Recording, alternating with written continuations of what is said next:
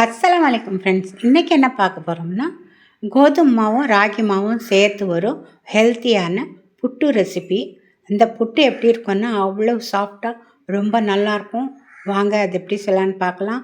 எல்லாருக்கும் பிடிக்கும். நான் வந்து 1 கப்பு ராகி மாவு, ஒரு கப்பு கோதுமை மாவு எடுத்திருக்கேன். இதை நல்லா கலந்து விட்டுக்கோங்க. ரெண்டுமே நல்லா கலக்கட்டும்.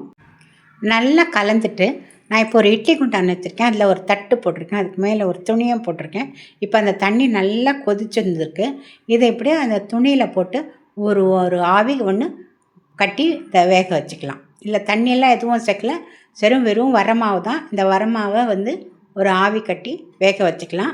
இந்த மாதிரி ஆவி கட்டினதுனால இந்த புட்டு வந்து ரொம்ப ரொம்ப ரொம்ப சாஃப்டாக இருக்கும்.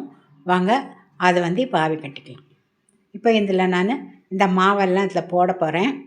போட்டு இதை மூடி இது ஒரு 6-7 நிமிஷத்துக்கு நல்லா வேக வச்சுக்கலாம்.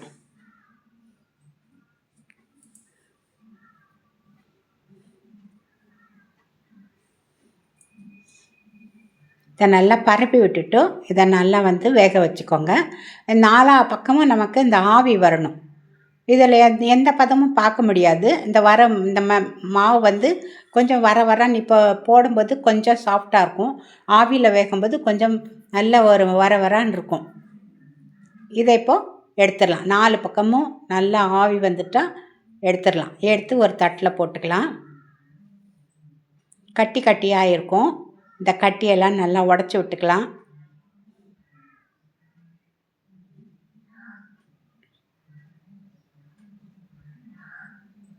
இப்போ தட்டில் போட்டேன். பாருங்கள் கட்டியாக இருக்கும் பாருங்கள். இது இப்போ இந்த கட்டியெல்லாம் நல்லா உடச்சி விட்டுக்கலாம். துணி வந்து ஈரமாக இருக்கக்கூடாது. ஈரமாக இருந்தால் மாமெல்லாம் அதில் ஒட்டிடும். அதனால் அந்த துணி நல்லா காஞ்சாவே இருக்கட்டும். இப்போ இதை நல்லா எல்லாத்தையும் உடச்சி விட்டுக்கோங்க. உடச்சி விட்டுட்டு இதில் ஒரு சிட்டிகை அளவுக்கு நம்ம உப்பு சேர்க்க போகிறோம். உப்பு சேர்த்தா நல்லாயிருக்கும். இதெல்லாம் கொஞ்சம் உப்பு சேர்த்துக்கலாம்.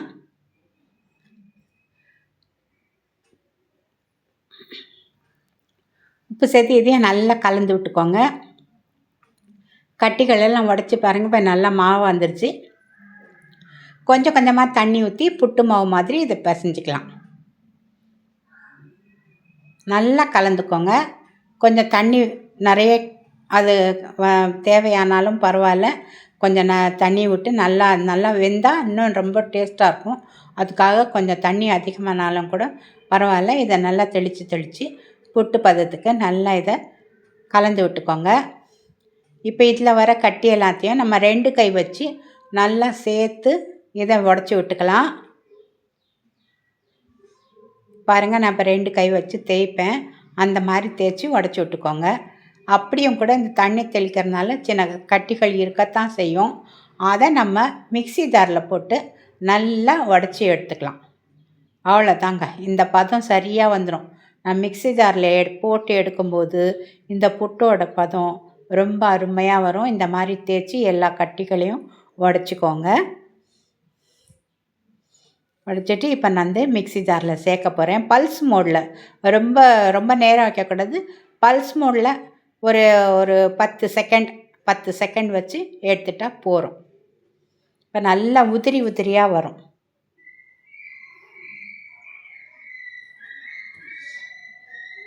இப்போ நம்ம இதே தட்டில் தான் போட போகிறேன். அதுக்காக நான் இதை கொஞ்சம் இடம் பண்ணிக்கிட்டேன். இப்போ பாருங்கள், அது முதல்ல நம்ம பல்ஸ் மோடில் வச்சு இதை திரிச்சாச்சு. 2வதும் திரிச்சாச்சு.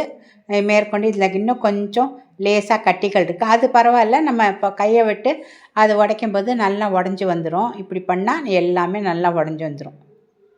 இப்போ இந்த புட்டியும் பாருங்கள், நான் வந்து நீங்கள் எப்படி வேணாலும் அப்படி நான் வந்து வேகும்போது துணி வச்சு போட்டேன்ல, அதை மாதிரி கூட பண்ணிக்கலாம். இல்லை குழாயில் வச்சு கூட போட்டுக்கலாம். இப்போ நான் உங்களுக்கு கொட்டாங்குச்சியில் தான் செஞ்சு காட்ட போகிறேன். சிரட்டை புட்டு பாருங்கள். சிரட்டை நல்லா கழுவி காய வச்சு ஈரம் இல்லாமல் எடுத்திருக்கேன். இதில் வந்து லேசாக பூ போல் போட்டுக்கோங்க. போட்டு மேலே கொஞ்சம் ப்ரெஸ் பண்ணிக்கோங்க. நான் ரொம்ப அழுத்தி போட வேண்டாம். இது நீங்கள் வந்து ஆரம்பத்திலேயே கொஞ்சம் தேங்காயும் போட்டு இந்த மாவு போட்டு வச்சுட்டிங்கன்னா கூட நல்லாயிருக்கும். நான் வந்து தேங்காய் போடல. சில பேர் தேங்காய் பிடிக்கும், சில பேர் பிடிக்க மாட்டேன்து, சில பேர் தேங்காய் இல்லாமல் சாப்பிட்றாங்க. அதுக்காக நான் எல்லாமே வெறுமனையே புட்டை இந்த மாதிரி அவிச்சிட்டேன். சாப்பிடும்போது மட்டும்தான் யாருக்கு தேங்காய் வேணுமோ அவங்களுக்கு மட்டும்தான் தேங்காய் கொடுத்தேன். இப்போ எல்லா சிரட்டையிலையும் போட்டுடலாம். இதுவுமே நல்ல இந்த ஷேப் வந்து ரொம்ப சூப்பராக இருக்கும். இப்போ 5 சிரட்டை தான் எடுத்திருக்கேன். 5 தான் வைக்க முடியும் ஒரு தட்டில்.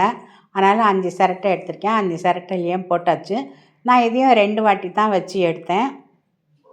பாருங்க 5ம் போட்டு எடுத்தாச்சு. இப்போ இதை மூடி போட்டுடலாம். மூடி போட்டு இதுவும் நல்லா வேக வச்சுக்கலாம். இது ஒரு 8 நிமிஷம் வெந்தால் போதும்.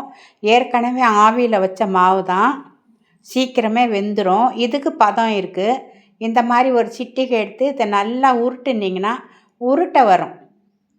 இந்த மாதிரி உருட்டை வந்துடுச்சுன்னா அது நல்லா வெந்துருச்சுன்னு அர்த்தம். பாருங்கள் இந்த மாதிரி உருட்டை வரும். இப்போ நம்ம இதை எல்லாத்தையும் எடுத்துடலாம். எல்லா சிரட்டையும் எடுத்துடலங்க. எடுத்து ஒரு தட்டில் வச்சுக்கோங்க.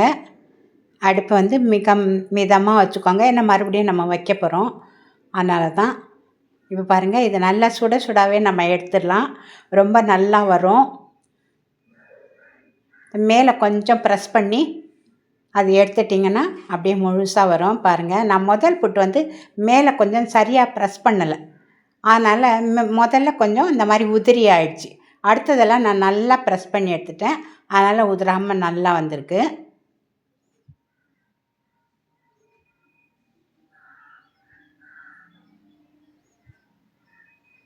எல்லாத்தையும் எடுத்துடலாம். அவ்வளோதாங்க, அருமையான புட்டுங்க இது. நீங்கள் வந்து சின்ன பிள்ளைங்களுக்கு கொடுக்கும்போது இந்த வெள்ளை சர்க்கரையை போட்டு தேங்காய் ஊற்றி நெய் ஊற்றி கொடுங்க. கொஞ்சம் வளர்ந்த பிள்ளைங்களுக்கு கொடுக்கும்போது நாட்டு சர்க்கரை வச்சு தேங்காய் போட்டு கொடுங்க. தேங்காய் சாப்பிட்றவங்களுக்கு தேங்காய் கொடுங்க, இல்லாட்டி வேண்டாம். நிறைய பேர் தேங்காய் இதில் சேர்த்து சாப்பிட மாட்டேன்றாங்க, சர்க்கரை வச்சு தான் சாப்பிட்றாங்க. நான் இந்த மாதிரி பாருங்கள் துருவின தேங்காய் வெள்ளை சர்க்கரை வச்சுருக்கேன். பெரியவங்க கண்டிப்பாக நாட்டு சர்க்கரை வச்சு தான் சாப்பிடுங்க. சின்ன பிள்ளைங்களுக்கு இந்த சர்க்கரையை வச்சு கொடுங்க. பிடிச்சிருந்தால் நீங்கள் லைக் பண்ணுங்கள், கமெண்ட்ஸ் பண்ணுங்கள். புதுசாக பார்க்குற தோழிகள் வந்து சப்ஸ்கிரைப் பண்ணுங்கள். நிறைய ரெசிபி என்னோடய வீடியோவில் இருக்கும், என்னோடய சேனலில் இருக்கும். அதை நீங்கள் டிஃபன் ரெசிபி தான் நிறைய போட்டிருப்பேன். கண்டிப்பாக பாருங்கள். நல்லா சாப்பிட்டு என்ஜாய் பண்ணுங்கள்.